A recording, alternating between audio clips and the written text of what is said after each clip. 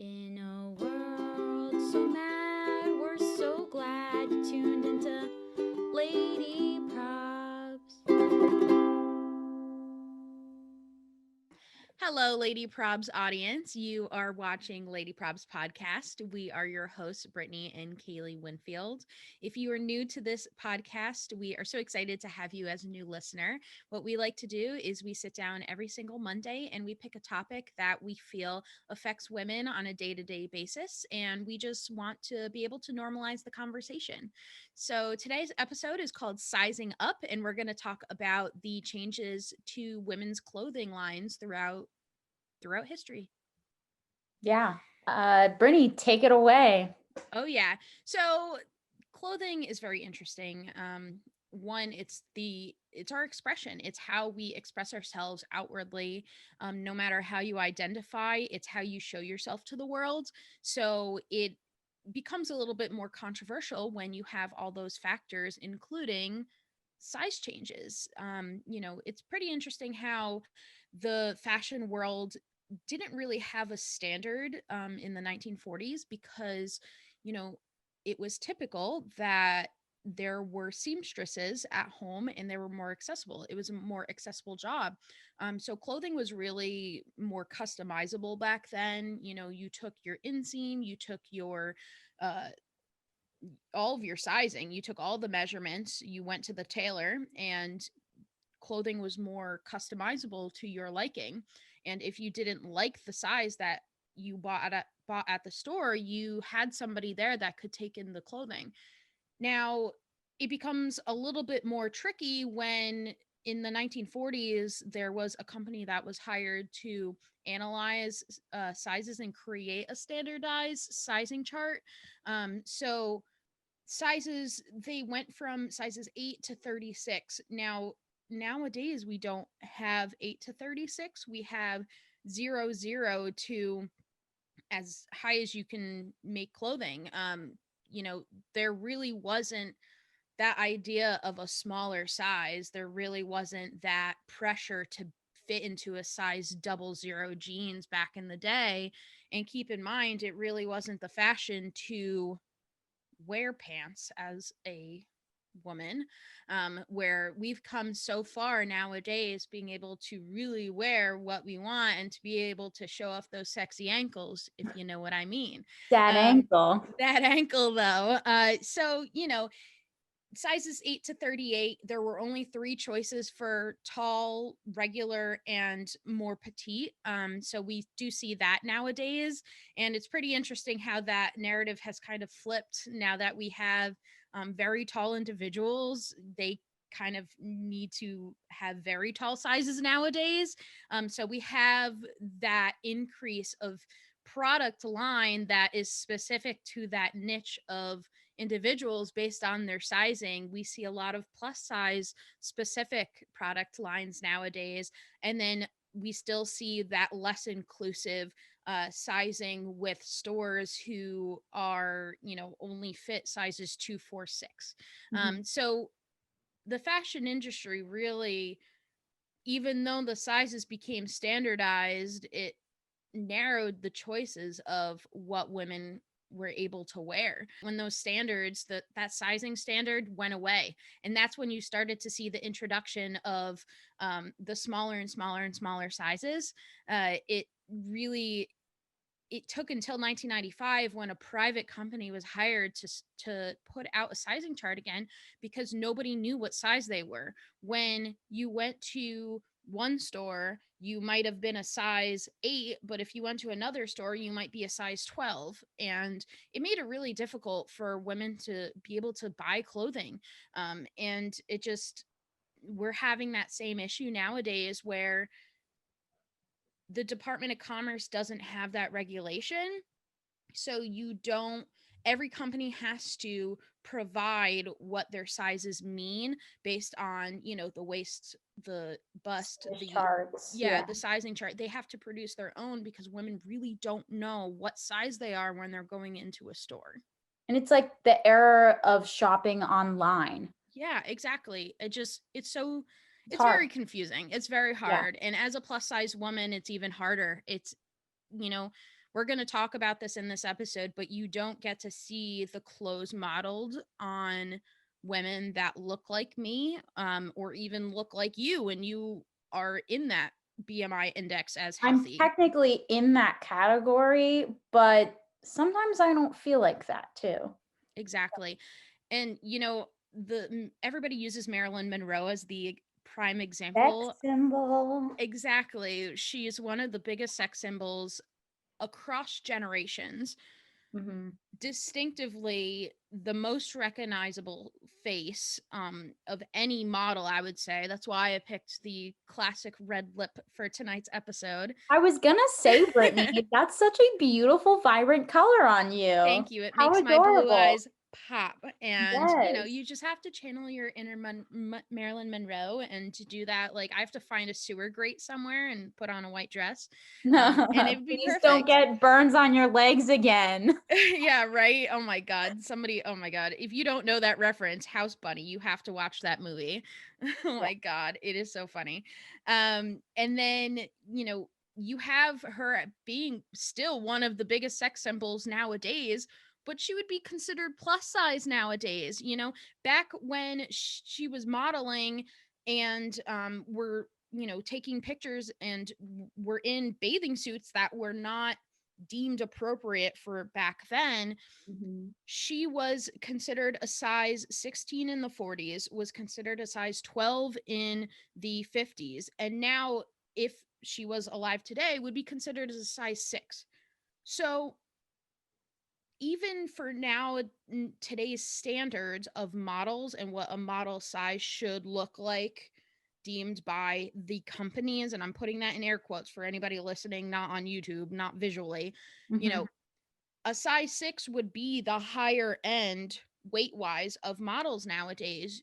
We're going to go over model standards in the next segment, but like real talk, she wouldn't have even been looked at nowadays. And I think that says a lot, not only about the sizing standards that we have today or the lack thereof, but also what a model, quote unquote, up until now, I think we are getting a little better, in my opinion.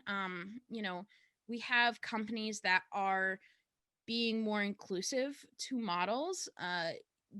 One that comes to mind, I don't know why I'm thinking of this, but Kim Kardashian Skims. We're going to talk about Fenty, Rihanna's makeup line. Mhm. There are companies that are hiring models that don't have a model body, as they say. But we do it took a lot to get to this point, and I still Oh think yeah. we have a lot of work to do on that end. Mhm.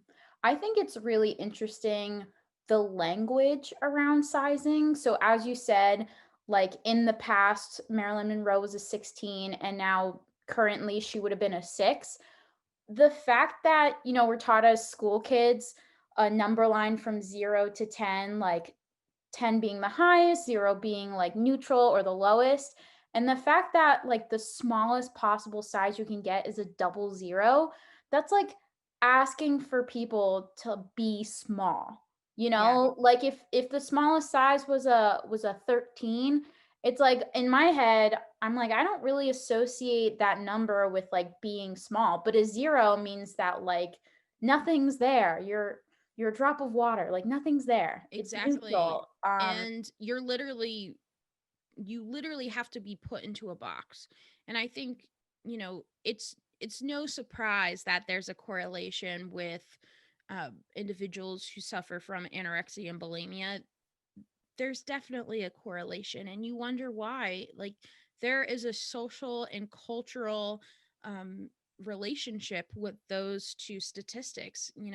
It's no surprise that as numbers got smaller, young girls and young women attempted to fit themselves Fit in that those boxes. definition. Yeah, Exactly. definitely. Even like I remember shopping in high school, even though this new sizing chart or whatever is supposed to be, the purpose is supposed to be universal so you can tell what your size is in any store.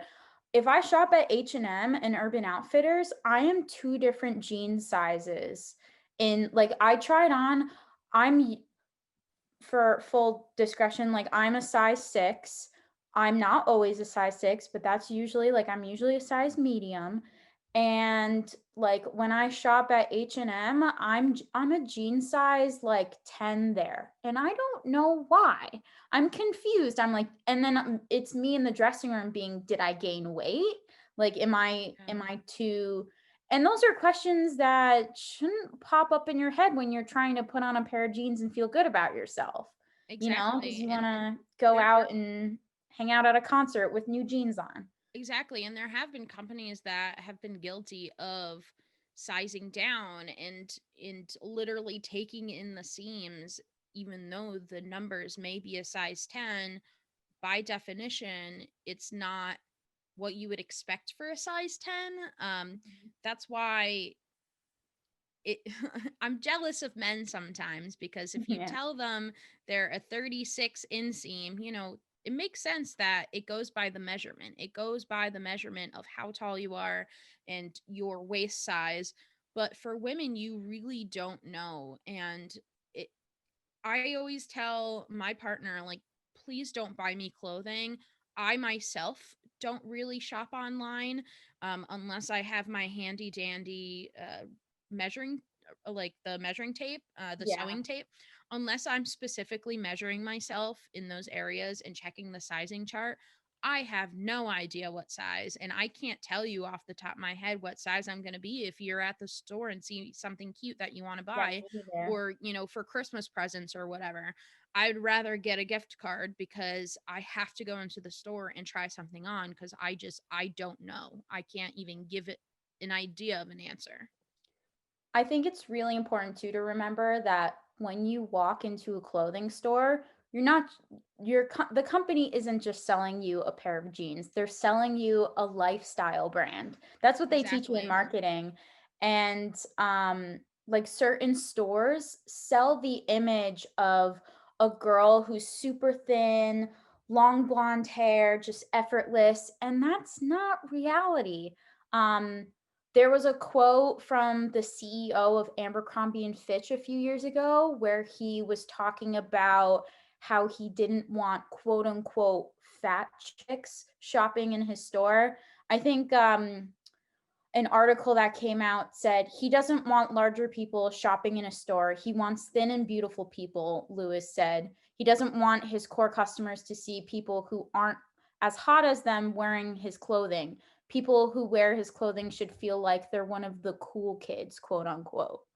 I thought that was really interesting and kind of lame, to be quite honest. Right. Like, I don't know if I want to shop in a place that I don't want to shop in a place that describes themselves as wanting to be the cool kids. Like, what are we in high school? Like, get over yourself. Yeah, and for any listener that, was born in the 2000s, Abercrombie and Fitch used to be the shit back in the day, okay?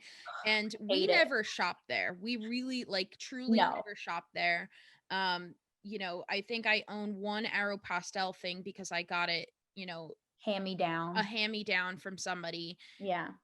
I think one time I had an Abercrombie and Fitch tote bag because of a birthday present, but other than that, we were just so turned off by even the style of clothing back then. I mean, Mm. granted, you and I both dressed as tomboys, and we wore the baggiest sweatshirts Oh and, my gosh. Bermuda shorts. So we were those kids, but it's just when you recognize terrible people, it just turns you off of their behavior. And Mhm. I'm pretty sure Abercrombie and Fitch was the same company that was burning clothes because they would rather their clothes be burned in literal burning piles, which causes damage to the environment, might I add. Instead of donating it to homeless shelters or Goodwill and Salvation Army. This was the same individual that didn't want homeless people to wear leftover clothing, which it's a $1 billion industry. You have Yeah. enough profit to go around. Why it shows that, it used to be a trend, and the reason why I had to explain who Abercrombie and Fitch even is because it's a dying company, and they've just always been awful, and I'm so glad that it finally caught on how much of a jerk this guy was that ran Yeah. this company, cuz um, it's just not right. It's not, why would you want to represent a company like that, you know? Yeah, imagine the culture that this lifestyle brand is bringing about. Like, this is the opposite of progress in the fashion industry. And Brittany, do you remember? I'm pretty sure Abercrombie and Fit, or no, it was Hollister, was the one who had like shirtless models outside their store. Yeah, And like you would walk in and like choke on Axe yeah. cologne. Yeah, they would What? have all like the perfumes and colognes, and it was very beachy. Like you could tell if you were in a mall that was not your home Sun-kissed, mall, like long blonde hair, like beach surfer, waves. right out of California type style. And they always had that weird entrance that looked like a beach hut. Yeah, Yeah. that was Hollister. Rest in peace. Not really. We don't really care about you anymore. But I it baffles me that that's the marketing plan that got their company to be so successful back in the 2000s. Was Yeah. they would not hire anybody that couldn't take their shirt off during the interview process. Yeah. It's just, And that's that's what the the thing, 2000s Brittany. was. That's the thing, like, it's okay if you have a six-pack. It's okay if you wanna wear beachy cologne. It's okay if you wanna wear a puka necklace. Like, that's fine. But Yeah. the fact that, like, this company is discriminating against people is disgusting, quite honestly. Yeah, I never really had respect for those companies. It's just, one, it wasn't our fashion too. Like, we weren't really into that. Yeah. But I'm so glad that we never did growing up, because there are so many other good companies that have good intentions behind them, and they're just not about profits and not about, they create a positive company culture for Mhm. everybody that's inclusive to every race, weight, gender, socioeconomic status, everybody. And they produce products that they are proud to put out into the world and into the fashion industry. And I think that, you know, we're going in the right direction. As I said, we're not quite there yet. Yeah. Well, we're going to take a quick break now, but we're going to continue talking about companies that actually do have inclusive sizing and the problem with some of the marketing that some companies have too.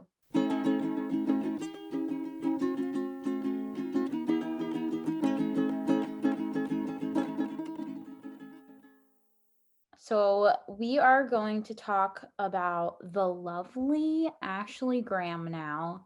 Brittany, have I you love heard of her. Ashley Graham? Yes. So she first came into my life when she modeled. She was the actress in the DNCE music video for their song Oh, Toothbrush with Joe Jonas. I love I that. love her, and they did so well together. Yeah. So I think a year ago, I was in the doctor's office pre-COVID, and I read a magazine where I think Vogue interviewed her, and that's when I really got interested in what she's all about. And for people who don't know who Ashley Graham is she is a plus size supermodel. She was the first ever size 16 to be featured on I believe it was the Swim Sports Illustrated swimsuit issue. Yeah, and that's And a it big was deal. it Big deal. really is. Yeah. I still Um remember that cover. Like, she was in the water, and She was so obviously hot. I was like, she looked "Hello." so freaking good, and I'm pretty sure she had like sand on her face. Oh my Ugh, god, she looked so good. So gorgeous. She's literally the most gorgeous human being I've laid eyes on. Like, oh good. my god. But yeah, she first signed as a model in 2001 with Wilhelmina Models, and from there her like career just skyrocketed. She's done stuff for Levi, she's done stuff for Target, she's been interviewed by Vogue like a couple of times. She's been on uh like a late night shows with Leno. She's also been like a host backstage for the Miss Universe pageants, and she's also been a judge on America's Top Model. Like, she's all over the place now, and it's great. And basically, she She has a campaign for body positivity and also health in every size. And she's really a big advocate in size acceptance, and I really appreciate her. And for everybody who is unfamiliar, you should check out her Instagram page. She's doing such great work out there for size inclusivity. So I Yeah. really appreciate all the things that she's doing. And I I remember, sorry to cut you off, but I remember one of the things that caught my eye about her was her belly button. And this is going to sound so weird, but I had never seen a model that had an any belly button, which is my type of belly button. And mm, she was the first one that had the same type as me. And I'd never found somebody that looked like that, which to me that was a big deal. Like it really, like, she paved the way for plus size modeling, in yeah. my opinion anyway. Like I just remember being like, wow, there's actually somebody that I can look up to now. Yeah, and she did it with such grace and confidence too. I know there's like people who will criticize plus size models and say, I know there's a debate going on that, what body positivity actually means, that they think it's like being unhealthy and promoting obese culture. But the whole point of the size episode is that there are curvy and plus size women out there, and they deserve to dress their body in the most beautiful way possible, however they want to. So Yeah. it's like we need to be more inclusive, and it's about feeling beautiful and confident and not feeling discriminated against if you do have curves, because like a lot of these pictures that magazines, commercials, Instagram puts out, they're not real. They're Yeah. posed, they're photoshopped. Um, these like you don't know the story of these models who fit in size zero, and what they do or eat during the day. Like Yeah. my partner always says that like if your job is a model, like your job as a model is to pose and to make yourself look as beautiful as possible to sell a product. Yeah. So sometimes that's not the most realistic image for normal, not normal, but like everyday women like you and me, Brittany. Yeah. So It's so Ashley true. Graham is just not only super confident, but she's realistic. She's relatable, and I love Yeah. her. Yeah. And to your point about the promoting obese culture, one thing that really pisses me off is Joe Rogan. I used Oh to my think God. that Joe Rogan was funny, no longer. On his podcast, he had a whole episode. I can't remember the guest that was on it. Um, but he had a whole episode about this same topic, except again the opposite of Against what it. we're saying. Yeah. And he talks about, promoting unhealthy habits, and I just think that's bullshit. Like, sorry, I know I'm plus size, and I know that I could, get fit, but it's also a mental thing too. Like, once you have that mental block, you're not always motivated. Like, there's always stuff going on in an individual's life that is determining their habits. And for him to say that, you're promoting obesity, also some women have thyroid problems. They're genuinely medicinally can't get to be a certain BMI. Or health They're problems in general. exactly, like, Yeah. we don't know. Like, we are taking this approach that we're not assuming anybody's background. And the fact that some individuals are saying that, you know, this is promoting, no, I just want to be able to find a pair of jeans that fits. Like, that's really like, That's the as whole point. that's Yeah. the whole point, is like, as a plus size woman, yes, I know I could go back down to a size 12 like I was in high school, but I'm not in high school. I'm 26 years old. I don't have the metabolism I used to have when I was playing three sports and, Mhm. running around. I have an 8 to 4 job that I sit behind a desk all day long. Like, life catches up to you and metabolism slow down. And this culture that this inclusive culture that is being created, especially to circulate around social media, it's it's moving forward to, you know, inspiring people and bring together a community that would not find a place on this earth otherwise. You know, there have been so many individuals. I am that 26-year-old who's on TikTok all the time. You know, I don't I post think on it's TikTok. unavoidable at this point. It's like Exactly. taking over our lives. Especially during a pandemic. Like, even if you're not on TikTok, you see TikToks, you know? And Mhm. there's this one TikToker, there's a bunch of them, but there's this one TikToker in particular that she still gets hate every single day for being a size 10, but she shows everybody that is not being mean, you know, how to dress yourself. You know, there had been times where, like, I don't feel like I could be fashionable. Like, I make the joke that I should be on what not to wear, but like genuinely sometimes I don't know what to wear because the only thing I can think of are yoga pants and a, a specific type of t-shirt. Like, you know, this culture that's being created around social media and this fashion culture, it's inspiring us to be able to express ourselves in a way that we never would have thought without the influence of others. And on that thought too, um, now there are clothing lines who do have plus lines, right? Yeah. Which is fantastic. What a great start. But then the next step is having plus size clothing that's not just like a black article or a, Or an ugly something that paisley. is Ugh. actually fashion and not just a piece of fabric draping over someone. Yeah. There's a big difference. Like, Yeah. I think it's important that I know a lot of social media influencers, whether they're on YouTube or Instagram or TikTok or wherever they are, just like the one that you were talking about, there's a lot of Instagram models that I've seen who are on the curvy side.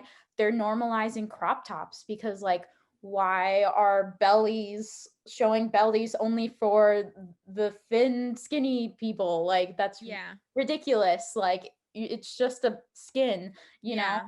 I Uh, always think of this super viral tweet that went around like a few years ago, and it was this girl that was like, who said a 200-pound girl couldn't wear a sports bra? And she wears it so well. And that was another example of a time where I was like, oh my God, like, there's somebody who actually represents like the number.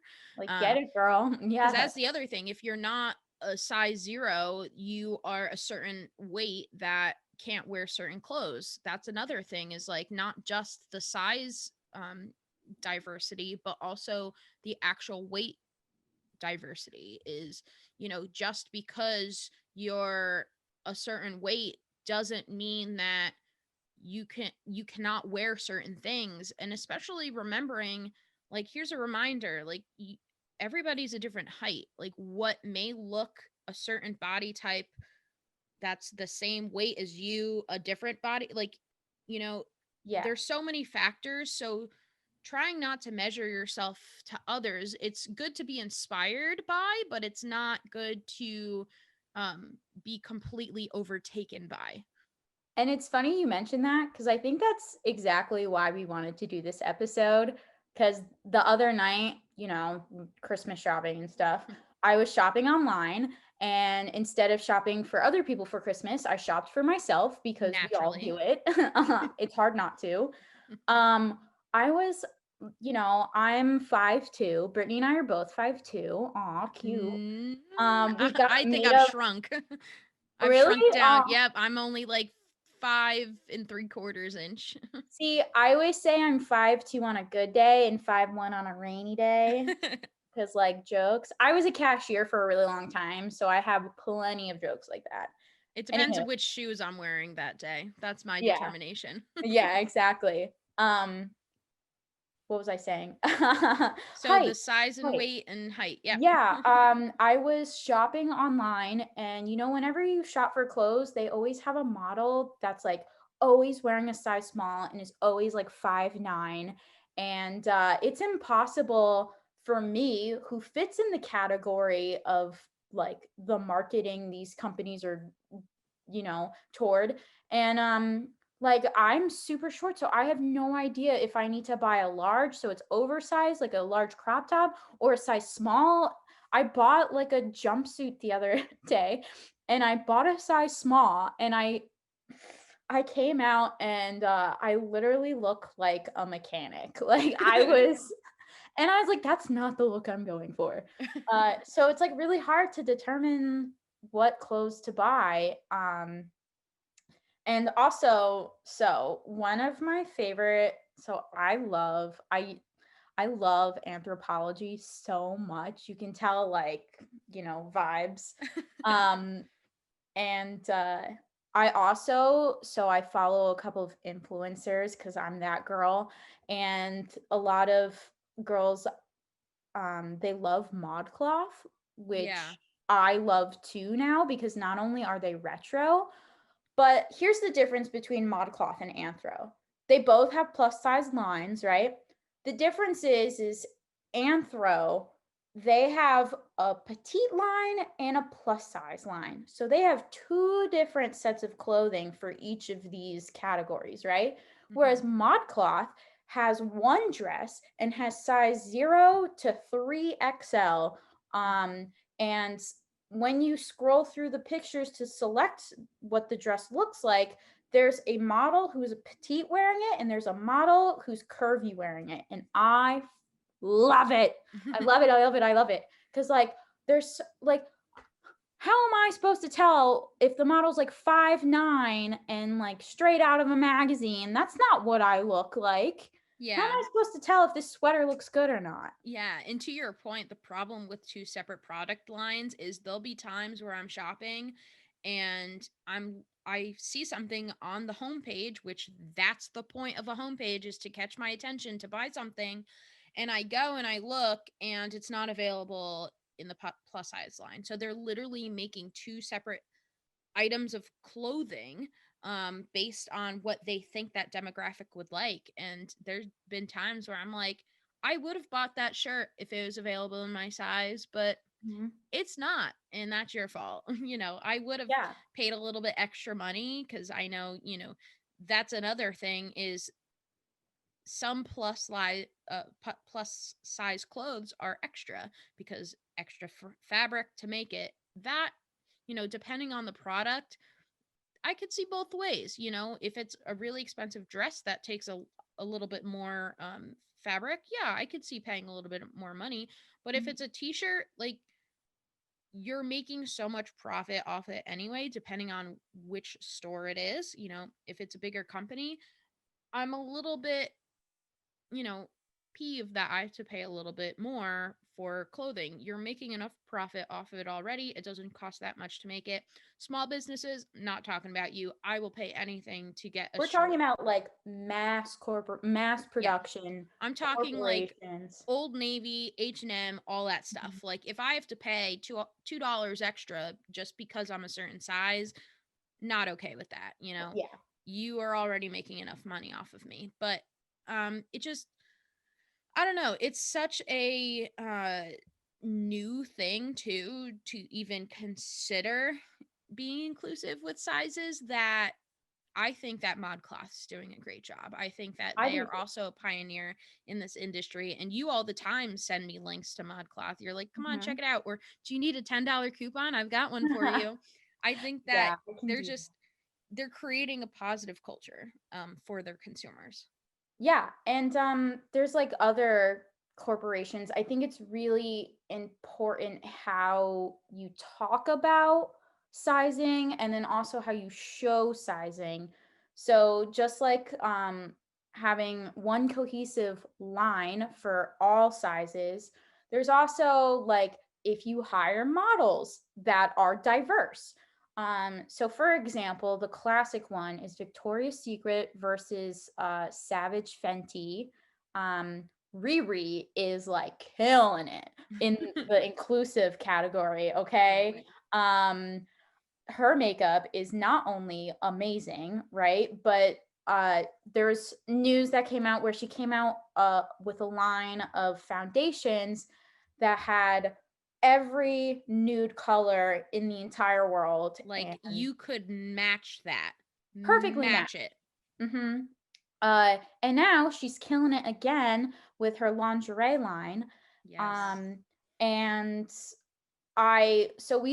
we scrolled through their Instagram pages because Instagram is number one for marketing, right?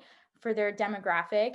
And a lot of the times there's controversy with Victoria's Secret models, because just the qualifications to become one is insane.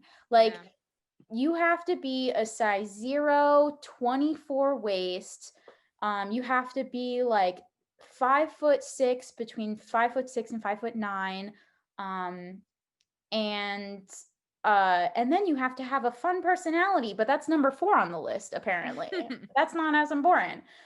So you have companies like Victoria's Secret, and scrolling through their Instagram feed, I saw a lot of white skinny girls, Yeah. which is fine, but I'd like to see like more diversity in there. Yeah. And I was totally refreshed by Fenty's Savage, their Instagram.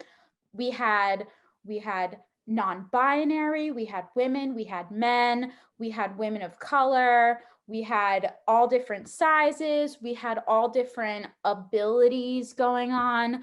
I really enjoyed, it's honestly refreshing to see a company like take on inclusivity such hard, like they took on the challenge and they were like, yeah, this is easy, okay, give us what's next, Yeah. you know.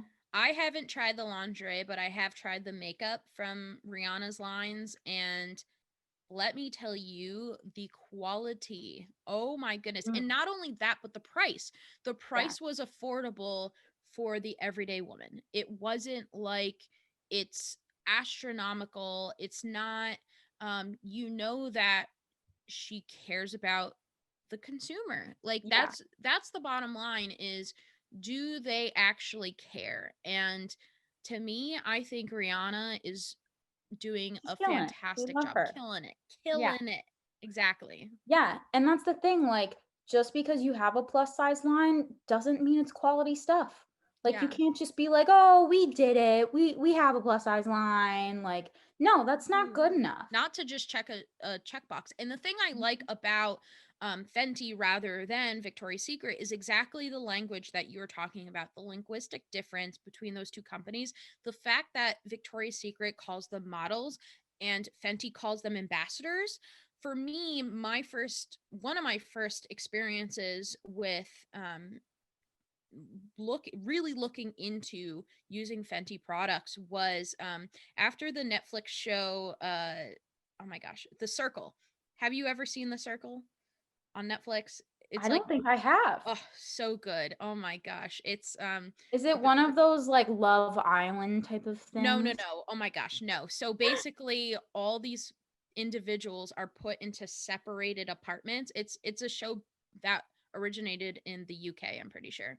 Mm, So all these people are put into this. It's a social media competition. It's the first of its kind. It's fantastic. So they're put into separated apartments so nobody knows what one another looks like.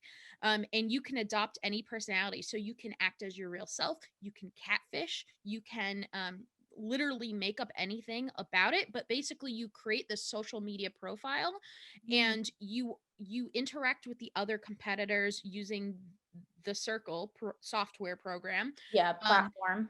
and each episode, each of the housemates, I'll call them that for the sake of this, uh, they rank each other, and whoever ranks the lowest based on personality, whether they think they're a big competitor, um, whether they even like them, uh, they rank them, and then whoever's the lowest gets kicked off the show each week.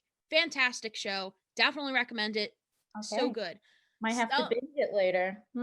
I highly recommend, but some of the competitors caught the attention of Rihanna and they are now ambassadors along with the other show that you might have been thinking of, Love is Blind.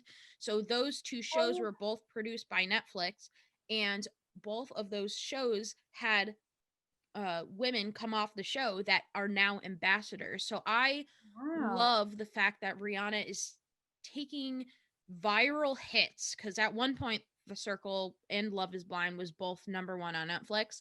Um, but what she does is she takes actual influencers, people that are actually influencing on these certain niche demographics, and Mhm. bringing them into the company and asking, would you like to represent me? And I Wow. think that's just a fantastic way where you're not applying for this job like you would a modeling job. Yeah. No, she comes to you and she says, I love you, I want you to wear and to showcase my work. So I That's think that partnership, fantastic. exactly. I That's think that great. partnership is just phenomenal. And, you know, not everybody gets to be an ambassador, but who she chooses, it shows a lot about Rihanna's personality. And it, she just chooses beautiful women inside and out. Aw. I'm Yes. gonna cry. And men. I should say Um, that too. All genders, all sexualities, all identities. As you said, it's not just women. I happen to just follow the women ambassadors from those shows. So, yeah. but that's the thing, is inclusive for her. Oh, we love that. Well, we're going to take another quick break. And when we come back, we're going to talk about how we can move forward in this sizing dilemma. Yes, let's do better.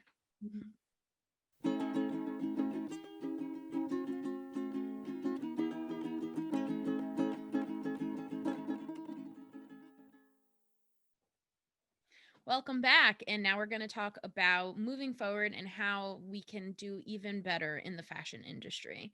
So let's think of some ideas and some role models that we love in the fashion community, that they take inclusivity even a step further. I Mm. think that the problem with some of these fashion lines, especially higher end fashion lines, is they are so stuck in their ways, and they're already successful without doing much research and development. How would they become more inclusive and open up their target markets more? Yeah, I think that's a big question. It is. It's a lot to digest. Usually, because I'm a graphic designer, right? So this is what I do. Like I create logos for people and create a brand identity. Yeah. Usually the first thing you do is look at your target demographic. Um, and if you're only selling to a portion of your target demographic, that's not good. So I think, like you said, doing more research is always fantastic. Surveys, uh, and honestly, like social media is the ruler of the world now. So I find that a lot of brands are taking to social media to directly talk to their customers and find out what they want. It's so quick. Like if they put out a new trend, like people will react to it right on their Instagram feed with comments. So I know. So a big hit this fall was that Target, which is a really big branded company. They put out a line of Halloween costumes for children with disabilities, Really? and I love that. Um, Really? a Yeah, I lot didn't even of know about that. yeah, yeah, a lot of the times, a lot of people get pushed to the side, and that's unfair. And if you're a company that your mission is family, Yeah. you have to live up to your name. And maybe that means spending some extra money on researching and making sure you get good textiles and fabrics and how clothing might work better for people with disabilities. It's going to be worth it in the end because you're going to make someone feel very happy and comfortable in their own skin, and it's going to put out a message of acceptance. So yay Target, woohoo. Yeah. And I think even thinking as the big company, think about other companies. They're not doing it. That's the thing, is don't you want to be the first one in your industry to move forward? Cuz wouldn't that attract more customers? So I don't understand why, like, we talk about this in marketing I'm in a marketing class right now, so my head is like right there. It's almost finals week. My apologies. Yeah. So it's called blue ocean strategy. So one way that companies succeed and stay on top of their um, what they call the red ocean is where all these competitors are in this ocean and they're starting to drown, and this is when they start to fizzle out because they're all doing the same thing. But if Mhm. you think innovatively and you think about what is not happening, excuse me, what is not happening and what needs to happen in this market, um yeah, moving forward with whether it be Halloween costumes or whether it be everyday items for individuals that get overlooked. Yeah. Um, it's honestly so important. And there's things too, like I know people who are affected by diabetes, some people have pumps that they carry with them. And I remember there was a couple of girls in my grade who had diabetes and had a pump and had such a frustrating time finding a prom dress with pockets. Um, Yeah. so I know one of the girls did find one and she killed it at prom. The word of the episode is killed it. Um, uh, but I think that's important too. Also, think about how often women's bodies changes over their lifetime. Like you were saying, when you're in high school, you have a different body than you do when you're 30 years old. For people who decide to have children, your body extremely changes all over Yeah. again. So you need certain maternity clothing for accessibility and things like that. So, companies just need to stop thinking in their old fashioned ways and actually open their eyes to changing social trends and things like that. Super Yeah. important. There are more people in this world than white Karens. You know, there is a whole slew of individuals who are being overlooked, whether you're a certain weight, certain race, certain gender, you know, Certain age. certain Okay, age. Yeah. question for you. Do you know who Grandma Batty Winkle is? Of course, she's the baddest bee on Instagram. Yes. Love her.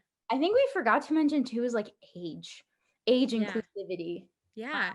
If you know, no matter if you're retired or you're 20, you can wear a freaking crop top and, you know, Feather boa, stylish. Oh my gosh, you could be so bedazzled stylish. cowgirl hat.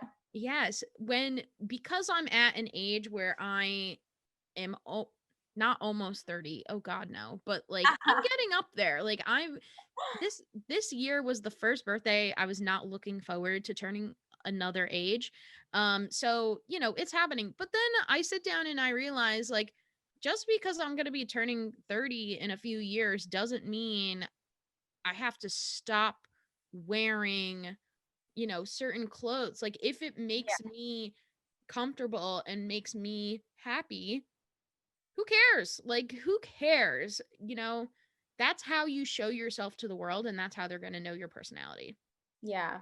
And So, it's like, you do do you. what makes you comfortable, do what makes you feel good and feel confident. As long as it's not harming other people or yourself, then just like go out there and rule the world. And Exactly. life is too short to wear boring clothes. I love that quote. I don't know where it came from. I know it's super famous though. Somebody check me on that. If So, not, we're going to copyright it. No, just kidding. It's probably somebody's. Um, I just, to that point, Kaylee, it's, yeah, life's too short exactly to wear boring clothes. And, you know, this is something that I struggle with as a plus size person is, you know, you don't have to hide under baggy clothing um in order to hide yourself. And I think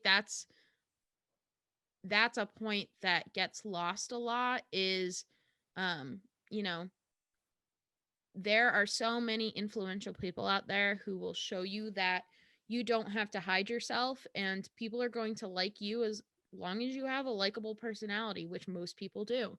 You know, if you're mean, no, maybe not. But you know, if you have a personality, clothes only make it shine through. definitely. Oh, what a cute episode. I I know. love this. I fashion I've never you've always been the fashionable sister. Like, let's be honest here. Like, when I say you're going to sign me up for what not to wear, I mean, I'm not fashionable. That's the thing, is like, it doesn't come naturally to me. I don't So think you're I think you're cute. You're fashionable. I didn't say I wasn't cute, okay? That's not what I meant. I No. just say that, like, I wear more athleisure because, one, I am randomly going on walks a lot of the time and I don't like to walk around in jeans. But unless there's like a holiday or um I'm going somewhere, that's when I'll dress up, I'll put on earrings, you know, I'll dress myself up a little bit. But as I'm getting older, I'm realizing that those are the times that make me the happiest. So, like, why wouldn't you implement them in everyday life? And I think that's the connection that I was missing with, and this episode kind of just recently made me realize it, that, you know, I could sit around in pajamas and sweatpants all day, but it doesn't make me feel good about myself. So, let's move into the movement where you do put on the clothing that makes you feel comfortable. And for me, that is, actually, I take that back. There's the clothing that makes me feel comfortable and makes me feel non-productive. But for me, the clothing that makes me feel cute and productive is when I put on cute sweaters and makeup and, earrings and all that stuff. And I dress myself up like I normally would when I go out shopping or wherever, to a restaurant out. Mhm. Um, but I don't get that chance if that clothing doesn't exist. And I think that's the part of this episode. Like, that's the whole theme of this episode, is like, everybody wants to feel cute. It's just not everybody gets a chance to. And I think that's where we need to focus on in the fashion industry, is how can we even make it accessible to everybody? Yeah, definitely. Well, thank you so much for everybody who joined us on this episode of Lady Probs. Yeah. We've Woohoo. been getting such amazing feedback from people and we really appreciate it. And keep coming with the comments. We want to hear from you. Um, Exactly. we have new episodes every Monday, so don't forget to listen. Woohoo. Please follow us on Instagram, Facebook, YouTube. We love you and we want to hear from you. Yeah, thank you everybody. If you want to tune in next week's theme is going to be talking about princess culture in Disney. So Ooh. look forward to that. We are so excited. And thank you so much for listening, and we are grateful for each and every one of you. Bye, guys. Bye.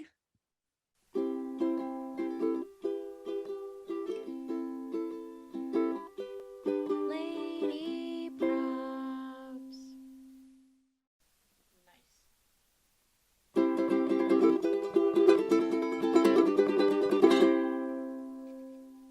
I giggled at the end. I love